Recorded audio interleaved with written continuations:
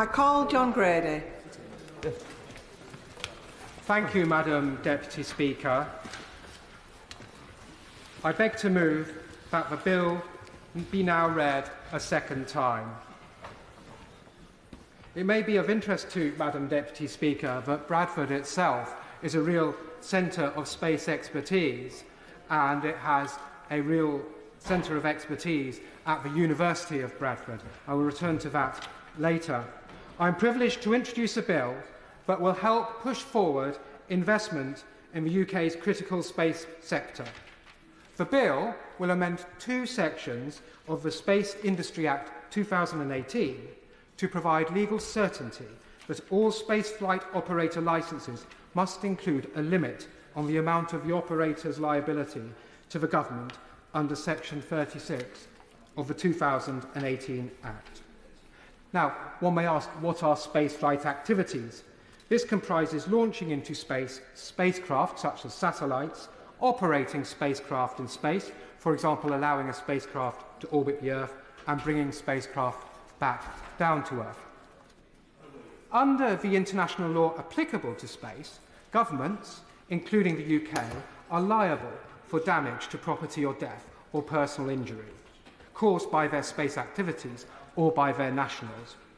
This is a key reason why Section 36 of the 2018 Act requires people carrying out spaceflight activities to indemnify the government against such claims. The reason why the bill provides legal certainty over the need to limit liability is because this will help encourage much desperately needed investment into the sector. Madam Deputy Speaker, the space sector and satellites are central to almost everyone's day-to-day life. Take something simple, a trip to a football match. For Middlesbrough fans, I'm afraid I'm not amongst them, their famous fanzine is called Fly Me to the Moon. This is not a reference to Sinatra, but they may buy this using contactless. People make their way to the match with the use of maps and travel updates on their phones and use Google Pay or Apple Wallet to store tickets and get into the stadium. All this, Madam Deputy Speaker, depends on satellite technology. Now, one may ask why the Borrow fanzine is called Fly Me to the Moon. It is because Bruce Rioch, a great Scottish manager, then manager of Middlesbrough, said of his captain, "If I had to fly to the moon, I'd take Tony Mowbray, my captain, with me. He's a magnificent man." And both men played a significant role in saving that magnificent football club. Suppose, Madam Deputy Speaker, you wanted to read on your device The First Men in the Moon by H.G. Wells. This requires satellites. The protagonist in that novel is a Mr. Bedford, and I was brought up in Bedford, a wonderful town in Bedfordshire. And the member for Bedford is a fine friend. Suppose you want to stream Breakfast at Tiffany's, famous for Audrey Hepburn singing Moon River. Streaming music depends on satellites. I will confess that Moon River was one of my lullabies of choice when my children were younger and I was desperately trying to get them to sleep. I did not think that Subterranean Homesick Alien by Radiohead would be quite the opposite choice. Or, for that matter, Lou Reed's great song, Satellite of Love. So I stuck with Moon River. The House will be pleased to know that I do not propose to sing Moon River because I am absolutely appalling at singing. The critical point is that satellites and related technology are critical to modern life, and they will become even more so. Madam Deputy Speaker, there is a very significant economic opportunity for the United Kingdom here. European demand for satellites up to 2023 is forecast to be worth 50 billion. Even 2% of this would bring around £1 billion, $1 billion, I beg your pardon, in revenues for the UK economy alone. This provides a very serious economic opportunity to the United Kingdom, and we must seize this with both hands. And this is because we must get growth back into the British economy, and that is what our government is determined to do. And space, Madam Deputy Speaker, is an industry of a future hundreds of years, and it is absolutely critical that we invest and support industries that can bring our family of nations prosperity for decades and decades to come. As President John F. Kennedy said, man and his quest for knowledge and progress is determined and cannot be deterred. The exploration of space will go ahead, whether we join in it or not, and it is one of the great adventures of all time. President Kennedy said this in 1961, and in 2025, I say it is high time that the United Kingdom got stuck into this adventure and seized the opportunities it will provide. Will I give you on that point? I will give way. I thank my honourable friend for giving way, and I thank him for bringing this bill today. He's really reaching for the stars with it, quite literally. I'm proud to have a company in my constituency called Alpha Data. They're just 50 metres from my constituency office, but the products they design are 250 miles above us. They have a sensor on the outside of the International Space Station which measures atmospheric heating and cooling.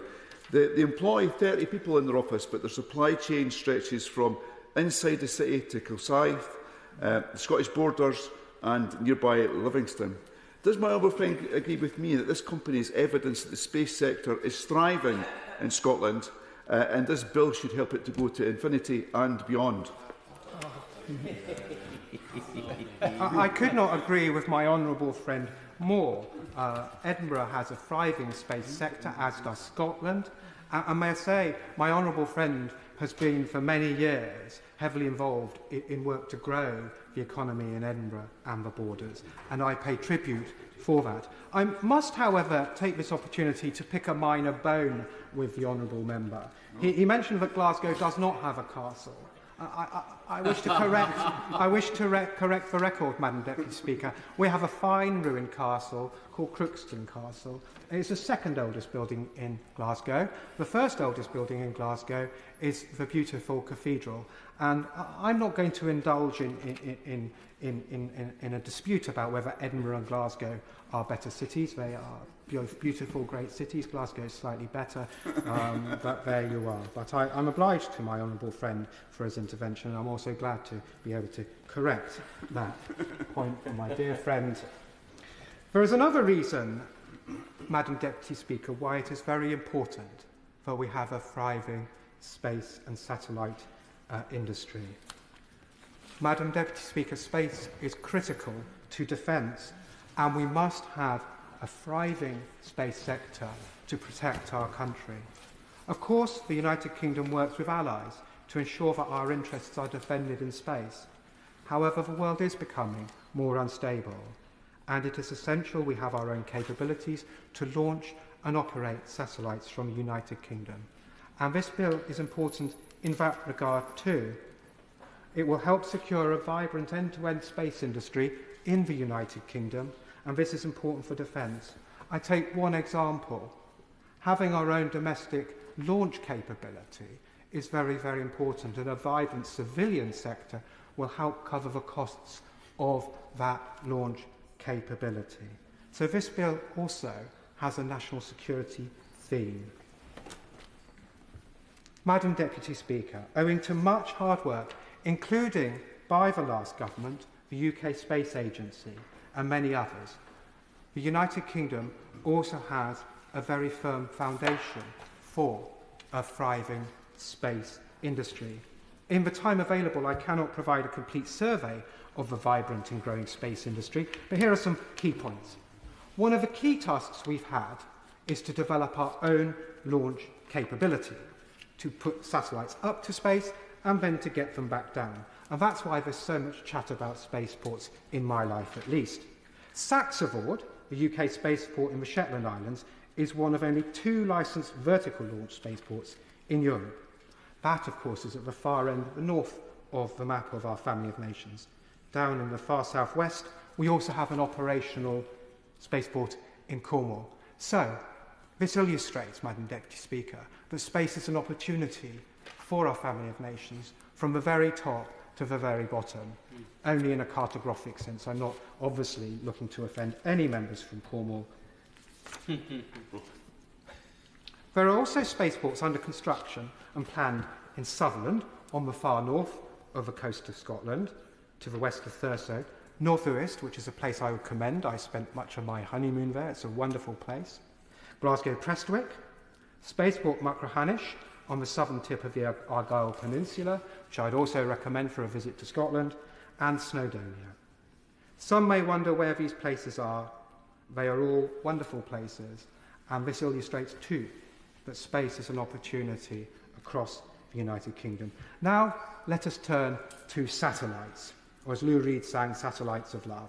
The UK has incredible talents in manufacturing satellites and satellite technology. Of course, as a Scottish MP, I focus on Scotland, and as a Glasgow MP, I would also focus on Glasgow. But let's start in the Moray Firth, where my mother came from. It has a fine tradition of engineering, and for those of you who follow Highland League football, I suspect I'm in a minority of one in the House today. The fact that Forres Mechanics is one of the oldest football clubs in the north of Scotland points to a tradition of engineering in the north of Scotland. Jones the Shipyard in Buckie is another great engineering industry in the north of Scotland. But of significant more relevance to this debate is that Forres is home to Orbex, who are developing a rocket called Prime, which will be the first UK manufactured and UK launched orbital rocket. Prime is set to take off from Saxaboard in 2025, and the UK government has recently announced a £20 million investment into Orbex, an important investment and one that demonstrates the opportunities that this brings to the north of Scotland, for which we need to redouble our efforts to secure economic growth and prosperity. My home city of Glasgow has a rich history of innovation and has an incredibly promising cluster of space expertise. And I am, as an MP for Glasgow, determined that it has a bright future in space. Glasgow is building more satellites than any other city in Europe. And there are fantastic companies in this area including Albert Orbital, which specialises in pocket cube satellites, AAC Clyde Space, which has expertise in small satellite technology, and Spire Global, leading provider of space-based data, analytics and space services.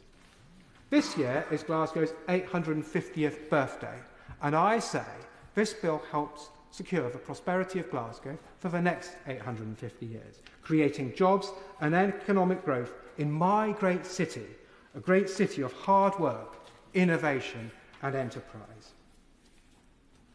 There is, Madam Deputy Speaker, clear economic analysis which shows that the space industry is an important opportunity for growth and jobs. The latest Size and Health of the UK Space Industry report estimates that 228 organisations in Scotland generated a combined income of £298 million in 2021-22, almost double that for 2018-19 in real terms. Around 6,500 people work in space in Scotland, and in the UK it's between 48,000 and 52,000. And income amounts to between 17.5 to 20 billion. And there are over 100,000 jobs in the supply chain as well. Madam Deputy Speaker, pause for a moment. We've only just got going on this, and we have 48,000 or more jobs. There is much potential for many more high-paid jobs here. And that is what Britain needs. Good, high-paid jobs of the future. Delighted to give way. I thank my honourable friend for giving way. He has very detailed and eloquent descriptions of the UK space sector, and in particular Glasgow's contribution. But what is the provision in this bill doing to make space for the rest of us, including in South Wales and across Wales, in making sure that space is also felt in our communities? I'm obliged, and I thank my honourable friend for his intervention. This bill applies across the United Kingdom, and obviously there is a space industry in South Wales too. And so it will encourage investment in South Wales by protecting investors against unlimited liability. So I see this as absolutely critical for the space industry in South Wales as well as in Scotland. Naturally, I focus on Scotland because I'm obsessed with the place.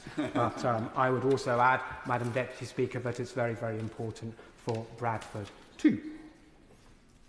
It is important too to note that the space industry is a source of good jobs, and not just for people with PhDs in astrophysics either. At the Scottish Affairs Select Committee last year, the Scottish Affairs Select Committee heard that there were great opportunities for many different people in the space industry. This will provide jobs for school leavers, graduates, PhDs across the spectrum, and that is something brilliant about space. Will my honourable friend give way? Delighted to. Does my honourable friend recognise that the Ministry of Defence is a massive investor in the space sector, investing £6.5 billion over the last decade? And would he welcome that investment as we are strengthening European security? I'm obliged to my honourable friend for his intervention, and that is a very, very, very important point. Every week, if you pick up the paper and look at the discussion about where we need to invest in defence, we must invest in space, and we must have our own capability here in the United Kingdom. That is absolutely critical. Over my lifetime, the domain of warfare sadly has expanded from ground and sea and air to space and also online, and it is absolutely critical that we invest in our capabilities here. This bill is important for that, and may I say, the investment by the Ministry of Defence and the UK government in this, which I believe has cross-party support, is something that is absolutely critical that we continue to pursue. And it creates economic opportunities for the United Kingdom too. The lesson of history, the lesson of technological development, is that investment in defence has significant civilian spin-outs. So this is something that is quite right and proper that we invest in. So, in summary, we have a huge opportunity here, Madam Deputy Speaker, and it is one that we must seize. Now, this bill has one sole objective: to help get investment into the space sector so that we do seize this opportunity. With that in mind, Madam Deputy Speaker, I now turn to provide more detail about the legal and commercial background to the proposed bill. I must admit, with my previous career as a lawyer, I find this bit the most interesting. However, I quite accept that for others, it may have a more treacle-esque quality to it. I beg forgiveness, but I'm afraid I must proceed. As I have explained, the bill seeks to limit space operators' liability. I start by emphasising that there is a very, very strong safety regime in operation here. Spaceflight activities are very heavily regulated by an independent regulator, the Civil Aviation Authority, to ensure that they are safe. In order to carry out spaceflight activities, one must obtain an operator licence granted by that independent regulator, the Civil Aviation Authority. That regulator is independent of government. It has a clear legal duty to secure the health and safety of the public and the safety of their property. This trumps all the other CAA's duties. They must put safety first. There is a range of tests that apply to the grant of licences, and the applicant must be able to demonstrate that it has taken all reasonable steps to ensure that the risks to people and property are as low as possible and that the level of those risks are acceptable. More generally, there is a detailed and robust safety regime governing spaceflight activities operated by the CAA. So here we are concerned with small risks that are reduced to the minimum extent possible by a strong regulatory regime. The next point I make is under international space law. The UK government has a long-standing legal liability for damage caused by spaceflight operations. There is, despite this safety regime, a residual risk that things go wrong and that the government faces claims. The UK government can make claims against operators under Section 36 of the 2018 Act, and again, this is quite proper. And under this regime, operators have to assume risk, and under this bill, although it limits liability, operators continue to bear risk. Of course, the government needs to ensure that operators can pay out on claims made against it, which is why the 2018 regime and the licences make provision for compulsory insurance to be put in place by the operators. And it's, of course, as is usual the case, that businesses insure against foreseeable risks. Under the regulatory regime, the risks must be properly assessed and appropriate levels of insurance put in place, And the policy for this is set out in a detailed guidance document published by the Department for Transport, the Department for Business, Energy and Industrial Strategy, as it was then, the UK Space Agency and the UK Civil Aviation Authority.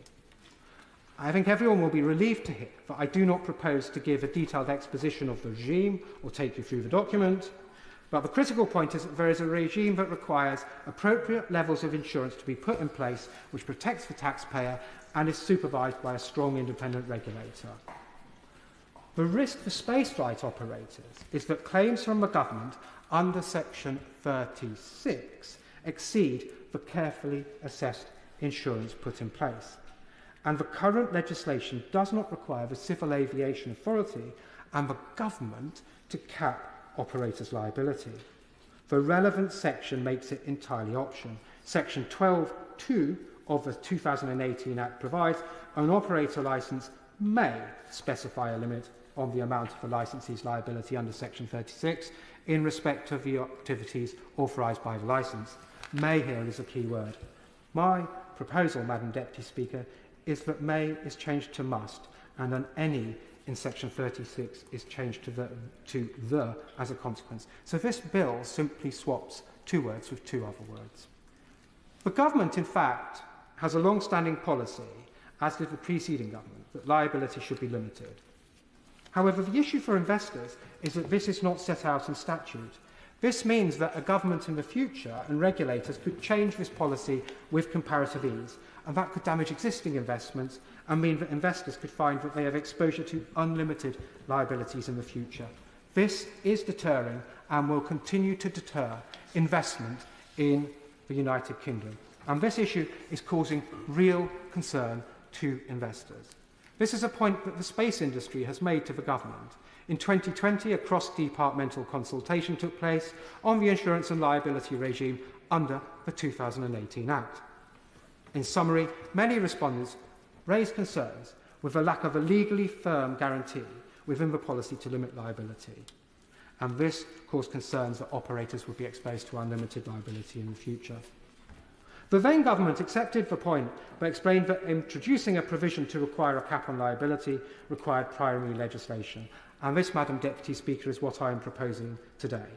The government also made clear that, meantime, all operator licences would include a limit of liability. And I agree with that decision. The issue was also discussed in the 2021 report prepared by the Task Force on Innovation, Growth and Regulatory Reform, which proposed the introduction of a mandatory cap on the liability of licence holders to encourage investment in the sector. And respondents to a UK Space Agency consultation in 2021-22 also reiterated calls to make the limit of liability in Section 12(2) of the 2018 Act mandatory. It is to be seen that this is a long-standing unresolved issue. The space industry and potential investors are right to be concerned about this. I am, as some honourable members know, a recovering lawyer, and in my past career I had to deal with complex liability issues. I'd like to reassure members none of these were of my own making. What I learned is that investors are happy to accept risk, but if you're investing millions and billions in a high-risk industry, you'll want to know that you're not exposed to unlimited losses beyond what you can reasonably insure. The investors are correct to state that a government policy such as this can be withdrawn than with much greater ease than a statute. Indeed, the plain fact in my experience is the scope for legal challenge when government policies are withdrawn can often be quite limited. Many investors simply will not invest in a situation like this. They want to know that risks are clearly and fairly allocated, manageable and covered by insurance. And they want to understand that the liability regime is legally solid. By contrast to a guidance document, a statute will provide much greater protection. Investors accept that it will not provide absolute protection, but a statutory protection will give much more comfort. And this is, Madam Deputy Speaker, a reasonable position for potential investors to adopt. And it is important to understand that investors have a choice of places in which to invest. Very many countries want this space investment. The United Kingdom has to be attractive to investors. These investments are long-term, and investors need to be sure they're covered on a firm legislative basis. They do need some security. My understanding is that all other launching nations, that's nations with launch capability, limit liabilities or provide a state guarantee for the current type of activities that take place from their territory. We are at present at a disadvantage faced with this massive economic opportunity. There is a clear risk to the competitiveness of our space industry and growth as a result. The unlimited liability of the indemnity to government is damaging investor confidence and makes the United Kingdom a less attractive place from which to launch. This will undermine our ambition for growth in the sector and, may I say also, our ambitions to ensure that we can keep our country safe and grow our defence in this area too.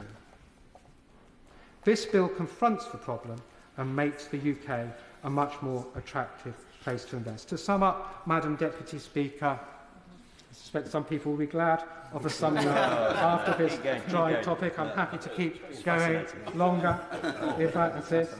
The space sector is central to almost everyone's lives. How could we check our emails in this chamber without the space sector? There is a very significant economic opportunity for the UK here. The space sector is critical for our defence. The United Kingdom has a very firm foundation for a thriving space industry, and we must build on it, including Scotland, South Wales, Cornwall, the southeast of England. Even there will be people in the Isle of Wight, I believe, who work in space. Hear, hear. Starstruck. There is a robust safety regime covering space, operated by an incredibly highly experienced independent regulator. Operators have to put in place compulsory insurance. There is a concern for investors that above that insurance they have unlimited exposure. This has been repeatedly explained to government. The investor's position is reasonable. The proposed change limits liability and makes the UK a more effective place to invest. This bill will help create economic growth and jobs and prosperity for decades to come, from Cornwall to Shetland.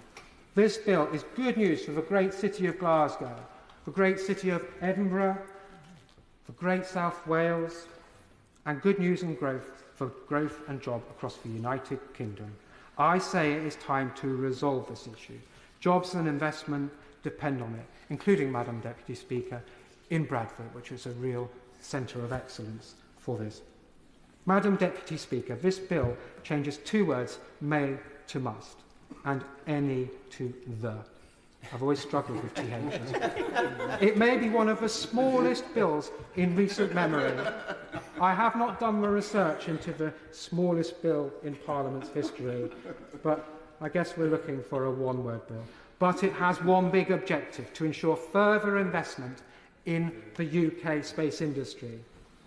I could say that this is one small step for Parliament, but a big step for a space industry, if I was any good at puns and humours. But as I suspect some of the honourable members from Scotland here could tell you, I am no good at puns and I am humourless. Nevertheless, Madam Deputy Speaker, I commend